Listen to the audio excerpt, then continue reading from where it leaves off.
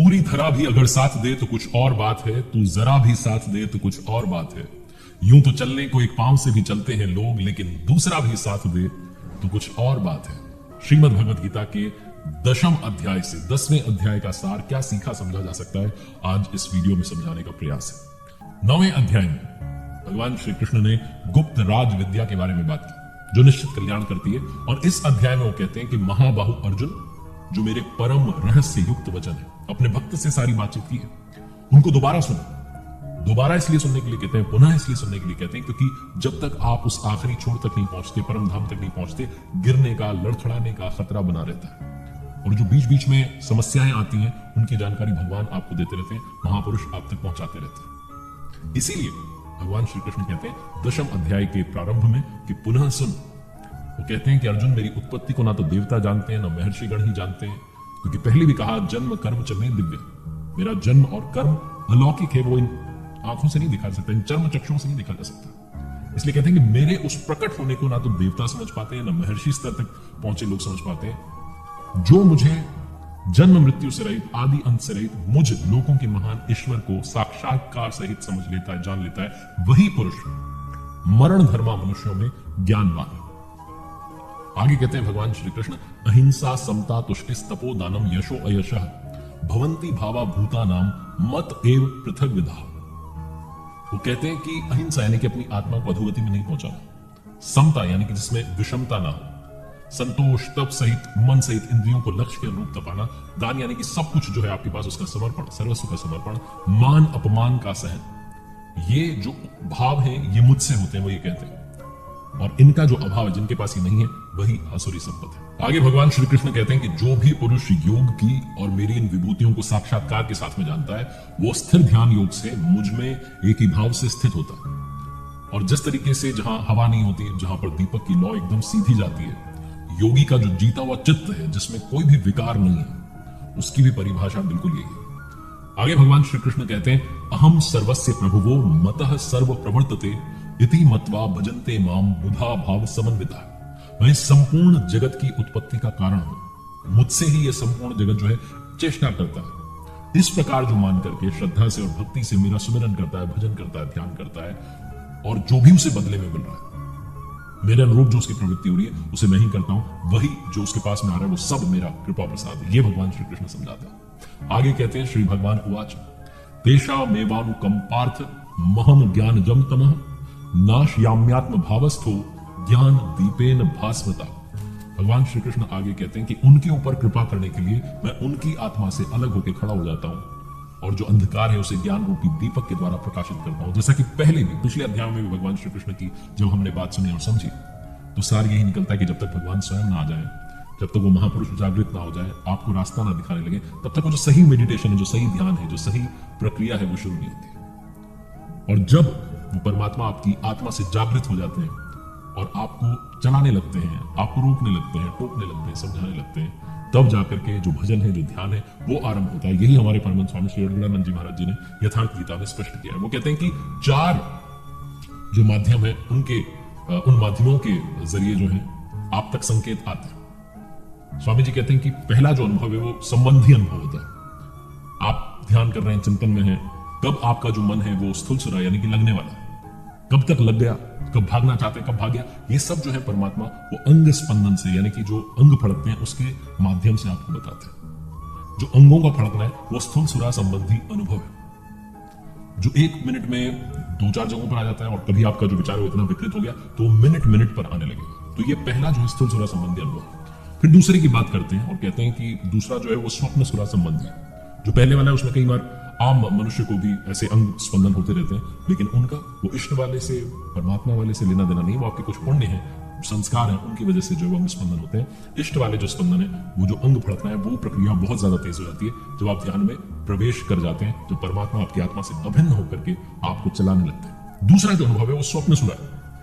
हम जो साधारण मनुष्य हैं, हम अपनी इच्छाओं वाले सपने देखते हैं, लेकिन जब आप परमात्मा के रास्ते पर चल देते हैं तो वो स्वप्न जो होता है वो भी इंस्ट्रक्शन बन जाता है। स्वामी जी कहते हैं कि योगी जो होता है ना, वो सपना नहीं देखता है, वो होनी देखता है। तीसरा जो होता है वो सुषुप्ति सुरा संबंधी।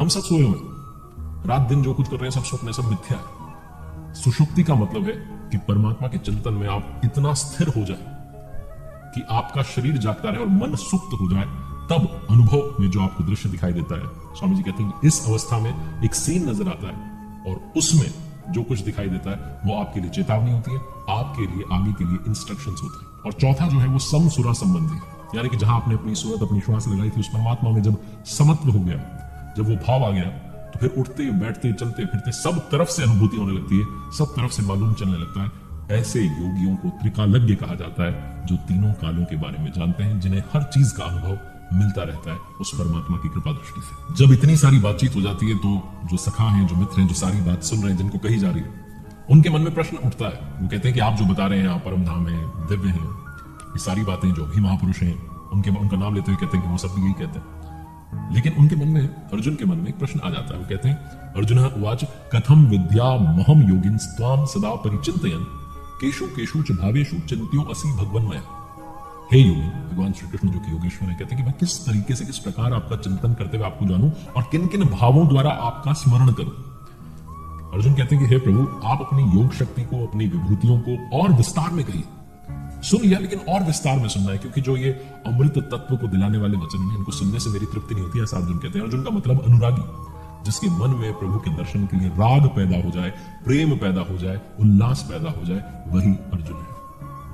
तो भगवान अपने भक्त से कहते हैं, श्री भगवान उवाच अहमात्मा गुडाकेश सर्वभूताशय स्थितः अहमादिश्च मध्यम च भूतानामंत एव च। कि अर्जुन, मैं सब भूतों के हृदय में जो आत्मा है वो हूं, सभी भूतों का, यानी कि इन सभी शरीरों का, इन सभी जीवों का आदि मध्य अंत मैं हूं, यानी कि जन्म मृत्यु और जीवन भी मैं ही हूं। अपनी विभूतियों का विस्तार से वर्णन करते हुए भगवान श्री कृष्ण कहते हैं आदित्यानाम महम विष्णु और ज्योतिषाम रविरंशुमान मरीचिर मरुताम अस्मि नक्षत्राणाम महम शशि। मैं अदिति के 12 पुत्रों में विष्णु और ज्योतियों में प्रकाशमान सूर्य हूं। वायु के भेदों में मरीचि नामक वायु हूं, नक्षत्रों में चंद्रमा हूं। आगे कहते हैं वेदानाम साम वेदो अस्मि देवानाम अस्मि वासवा इंद्रियाणाम मनश्चास्मि भूतानाम अस्मि चेतना। वेदों में सामवेद हूं। सामवेद का मतलब जो पूर्ण समत्व दिला दे ऐसा गायन हूं, जो आपको उस भाव में मिला दे ऐसा गायन। देवों में उनका अधिपति इंद्र हूं, इंद्रियों में मन हूं, क्योंकि मन के निग्रह से ही हमें जाना जाता हूं, और प्राणियों में उनकी चेतना हूं। आगे भगवान श्री कृष्ण कहते हैं रुद्राणाम शंकरश्चास्मि विदेशो यक्ष रक्षसाम वसूनाम पावकश्चास्मि मेरुः शिखरिणाम है। एकादश रुद्रों में मैं शंकर हूं, यानी कि शंकाओं से उपराम अवस्था में हूं। स्वामी जी यथार्थ गीता में कहते हैं यक्ष और राक्षसों में धन का स्वामी कुबेर हूं, 8 वसुओं में अग्नि हूं और शिखर वालों में सुमेरु। अपनी विभूतियों को और विस्तार से बताते हैं, कहते हैं पुरोधसाम च मुख्यम माम विद्धि पार्थ बृहस्पतिम सेनानीनाम महम स्कंदः सरसामस्मि सागरः। भगवान श्री कृष्ण कहते हैं पुर की रक्षा करने वाले पुरोहितों में बृहस्पति मुझे जान, जिससे देवी संपत्ति का संचार होता है। और सेनापतियों में मैं स्वामी कार्तिकेय हूं। कर्म का त्याग ही कार्तिक है, यानी कि जब आप उस पराकाष्ठा पर पहुंच गए जहां कर्म करने की आवश्यकता नहीं है, जहां से इस चराचर जगत का संहार होता है, प्रलय होता है, इष्ट की प्राप्ति होती है, वो कार्तिकेय में हूं। जलाशयों में मैं समुद्र हूं। आगे कहते हैं महर्षिणाम भृगुरहम गिरा मस्मेकमक्षरम यज्ञानाम जप यज्ञोऽस्मि स्थावरनाम हिमालय।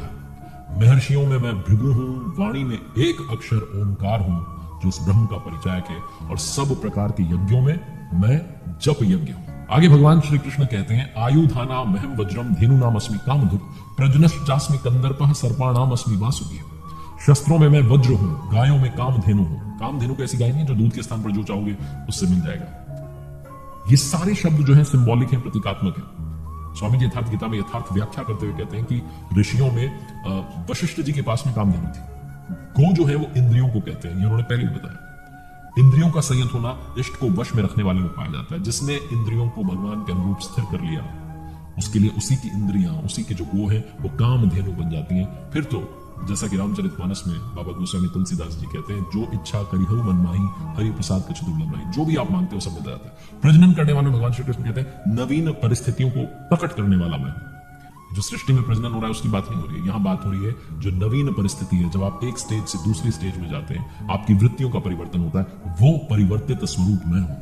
कहते हैं सर्पों में मैं वासुकी हूं। श्री भगवान उवाच अनंतश्चास्मि नौगानाम वरुणो यादसामहम पितृणाम अर्यमा चास्मि यमः संयमतामहम। नागों में मैं अनंत अर्थात शेष नाग हूं। स्वामी जी यथार्थ गीता में कहते हैं कि गीता जी की समकालीन पुस्तक है श्रीमद् भागवत, उसमें इसके बारे में विस्तार में बात हुई कि ये पृथ्वी से 30,000 योजन की दूरी पर परमात्मा की वैष्णवी शक्ति है, जिसे मॉडर्न साइंस ईथर कहती है, जिसके सर पर ये जो पृथ्वी है ये सरसों के दाने की तरह भारी नहीं, कोई वजन ही नहीं, टिकी हुई है। ये ग्रह उपग्रह सब इसी शक्ति के आधार पर टिके हुए हैं। उस शून्य में ग्रहों का कोई भार नहीं है। ये जो शक्ति है ये सर्प की कुंडली की तरह सारे ग्रहों को लपेटे हुए। यही वो अनंत है जिसके बारे में भगवान श्री कृष्ण कहते हैं कि वो मैं हूं जिससे ये पृथ्वी धारण की जाती है। वो ईश्वरीय शक्ति जो है वो मैं हूं। जलचरों में उनका अधिपति वरुण हूं और पितरों में अर्यमा हूं। आगे अपनी विभूतियों का और विस्तार में वर्णन करते हैं भगवान श्री कृष्ण कहते हैं, प्रहलादश्चास्मि दैत्यानाम कालः कलयतामहं मृगाणाम च मृगेंद्रो अहम वैनतेयश्च पक्षिणाम। भगवान श्री कृष्ण कहते हैं कि मैं दैत्यों में प्रहलाद हूं। स्वामी जी यथार्थ गीता में बताते हैं कि पणधन आह्लाद, प्रेम ही प्रहलाद है, पर के लिए आह्लाद। आप देवी संपद की तरफ आकर्षित होते हैं लेकिन है आसुरी संपद में। आपका मन जो है विकारों में फंसा हुआ है, वहां से जो आपके मन में आकर्षण आता है, विकलता आती है कि प्रभु के दर्शन करना है, मुझे तो उस रास्ते पर जाना है, मुझे तो उस पथ पर चलना है, ऐसा जो प्रेमोल्लास होता है वो प्रहलाद में हूं। गिनती करने वालों में समय हूं। ये वो वाला समय नहीं जो घड़ी में गिनती देख रहे हैं, जो पक्ष है, महीने हैं, वो नहीं। ईश्वर के चिंतन में लगा हुआ समय में हूं। आगे कहते हैं पशुओं में मृगराज में हूं, यानी कि योग रूपी जंगल में गमन करने वाला मृधनग, जंगल में गमन करना यानी कि मृग, वो योग रूपी जंगल में गमन करने वाला मैं हूं। पक्षियों में गरुड़ हूं, ज्ञान ही गरुड़ है। जब आपको प्रभु के दर्शन मिलने लगते हैं, अनुभव होने लगता है, तब यही मन अपने प्रभु की सवारी बन जाता है। और जब यही मन संशय में आ जाता है, डाउट में आ जाता है, तो सर्प हो जाता है, डसता रहता है। लेकिन जब ये प्रभु के सानिध्य में आ जाता है तो उनकी सवारी बन जाता है। गरुड़ जी भगवान विष्णु जी की सवारी, जो सत्ता विश्व को अणु रूप से संचालित किए हुए ज्ञान संयुक्त मनुष्य अपने में धारण करता है, उसका वाहक बन जाता है। इसीलिए कहते हैं कि वो इष्ट को धारण करने वाला मन में हो। ये सारी बातें विस्तार में आप पढ़ पाएंगे अगर आप यथार्थ गीता पढ़ते हैं। घर बैठे आप अभी ऑर्डर कर सकते हैं फ्री कॉपी www.yatharthgita.com से। और जब आप बहुत विस्तार में पढ़ेंगे तो इन सारी विभूतियों के साथ साथ बहुत सारी बातें विस्तार पूर्वक समझ पाएंगे। आगे भगवान श्री कृष्ण अपनी विभूतियों के विस्तार में कहते हैं, श्री भगवान उवाच पवनः पवतामस्मि रामः शस्त्र भृतामहं जषाणाम मकरश्चास्मि स्त्रोत्सामस्मि जाह्नवी। पवित्र करने वालों में मैं वायु हूं, शस्त्रधारियों में राम हूं। रमन्ते योगिनः यस्मिन् स रामः। योगी जो होते हैं, जो साधक हैं, जो बहुत आगे के स्टेज पर पहुंच चुके हैं, किस में रमण करते हैं? अनुभव में रमण करते हैं। ईश्वर इष्ट रूप में जो निर्देशन देते हैं उसमें रमण करते हैं, वो मैं हूं। और इस तरीके से एक के बाद एक भगवान श्री कृष्ण अपनी विभूतियों का विस्तार बताते जाते हैं, वर्णन करते जाते हैं। और आगे कहते हैं, सर्गाणाम आदिरन्तश्च मध्यम चैवा अहम अर्जुन अध्यात्म विद्या विद्यानाम वादः प्रवृत्तामहम्। हे अर्जुन, मैं सृष्टियों का आदि अंत और मध्य हूं। विद्याओं में अध्यात्म विद्या हूं, जो आत्मा का आधिपत्य दिला दे वो विद्या हूं। क्योंकि हम साधारण मनुष्य सब माया के आधिपत्य में, सब राग द्वेष काल कर्म में अटके हुए, यहां से निकालकर जो आत्मा के आधिपत्य में ले जाए, जो परमात्मा की तरफ ले जाए, वो विद्या में हूं। जो लगातार विवाद होते रहते हैं सृष्टि में, वो नहीं। जो ब्रह्म चर्चा होती है, प्रभु की चर्चा होती है, उसमें जो निर्णायक बात है वो मैं हूं। कहते हैं मैं अक्षरों में आकार ओंकार हूं, समासों में द्वंद्व नामक समास। इस तरीके से लगातार भगवान श्री कृष्ण अपनी विभूति का वर्णन करते जाते हैं। द्वंद्व नामक समास यानी कि साधना की उन्नत अवस्था में जब मन सिमटते सिमटते प्रभु और आप आमने सामने रह जाएं, वो जो स्थिति है जहां कोई संकल्प नहीं है, जब प्रभु में और सेवक में, साधक में संघर्ष रह जाए, वो जो द्वंद्व आ जाए, वो अवस्था भगवान की देन होती है। अक्षय काल मैं हूं, काल बदलते रहते हैं, लेकिन वो समय जो अक्षय है, अजर है, अमर है, जो परमात्मा में प्रवेश दिलाता है, वो अवस्था में हूं। और अंतिम शोर में भगवान श्री कृष्ण इस अध्याय के कहते हैं, यद यद विभूति मत्सत्वम श्रीमदुर्जितमेव वा तत्देवावगच्छत्वम मम तेजो अश संभवम। जो भी इस सृष्टि में ऐश्वर्य युक्त, शक्ति युक्त वस्तुएं हैं, उनको तो मेरे तेज के एक अंश मात्र से उत्पन्न हुई जान। अथवा बहुनेतेन किम ज्ञातेन तवार्जुन विष्टभ्या अहमिदम कृतस्ना वे कांशेन स्थितो जगत। और कहते हैं प्रभु की, अर्जुन, इतना सब जानने से तेरा क्या प्रयोजन है? मैंने संपूर्ण जगत को एक अंश मात्र से धारण किया हुआ है। इन सारी विभूतियों के वर्णन का मतलब यह नहीं कि हम इनकी पूजा करने लगे, इनकी तरफ जाने लगे, इन सारी विभूतियों के पीछे भागने लगे। भगवान श्री कृष्ण ये समझाना चाहते हैं कि आप इन सब ओर से श्रद्धा समेट करके उनके चरणों में मन लगाइए, सुमिरन कीजिए, ध्यान कीजिए, इससे कर्तव्य पूरा हो जाता है।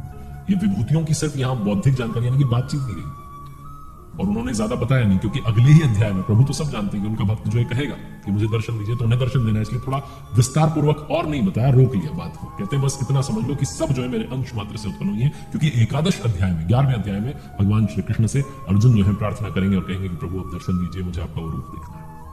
ये सारी बात समझने के बाद हमारे स्वामी जी कहते हैं यथार्थ गीता में कि सब कुछ सुन लेने के बाद भी चल करके जानना शेष रह जाता है। उसके लिए आपको मेडिटेशन करना होगा, ध्यान करना होगा, भजन आरंभ करना होगा। इस 10वें अध्याय में सिर्फ और सिर्फ विभूतियों की बात की गई है, इसलिए इसका नाम विभूति वर्णनम रखा गया।